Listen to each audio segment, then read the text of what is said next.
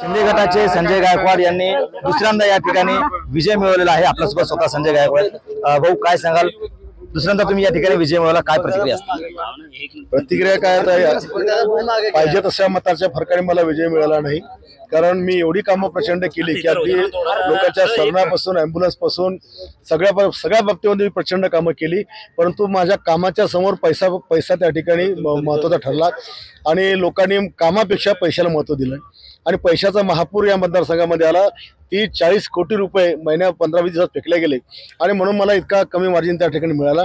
आणि आता रिपोर्टिंग आमची अशी होती की मी खूप मताने पुढे राहील, पण शेवटी पैशासमोर सगळं काही तुम्हाला माहिती आहे काय होतं। मागच्या वेळेला जवळपास 26,000 मतांचा लीड होता, यावेळेस 700-750 काहीतरी मतांचा लीड मिळतोय, काय नेमकं कारण असतं? त्यावेळची फाईट ट्रँग्युलर होती आणि त्यावेळेला मला अजिबात त्रास झाला नाही, पण यावेळची फाईट ही स्ट्रेट होती आणि त्यातल्यात वंचित फॅक्टर पण चाललेला नाही आणि त्याच्यामुळे हा मतांचं जे काही ध्रुवीकरण आहे होऊ शकलं नाही। राज्यात जवळपास 200च्या वरती जागा महायुतीच्या या ठिकाणी येतात, सरकार येतंय महायुतीचं, काय म्हणणार?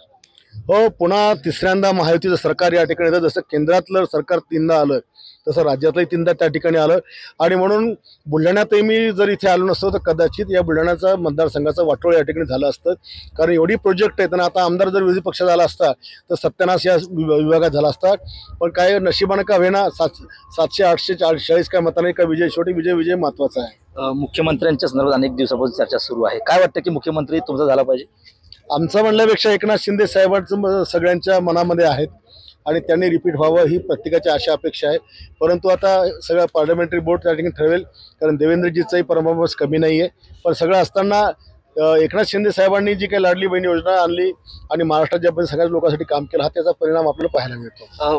महाविकास आघाडीचे जर का या ठिकाणी उमेदवार जास्त निवडून आले, म्हणजे आमदार निवडून आले, तर ते हॉटेलमध्ये ठेवणार होते, म्हणजे 5 स्टार हॉटेलमध्ये ठेवणार होते, त्यांना विमानाने बोलवणार होते, नेमकं काय? आता काही विमानाचं काम नाही, काही 5 स्टारचं काम नाही, कोण कुठं जाणार नाही। आता 25 यांचे 50-5 वर्षात ठिकाणा राहतात की हेच पाहणं आवश्यक आहे, कारण मी तुम्हाला गॅरंटीने सांगतो उबाटाचे शिल्लक राहणार नाही आणि पवार साहेबांचे शिल्लक राहणार नाही।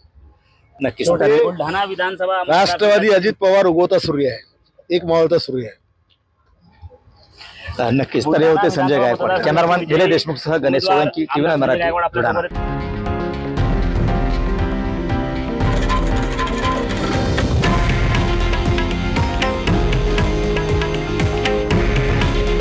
हे आहे देशातील नंबर 1 न्यूज नेटवर्क आणि आपण पाहत आहात TV9 मराठी। काळजी तुमची, हित महाराष्ट्राचं।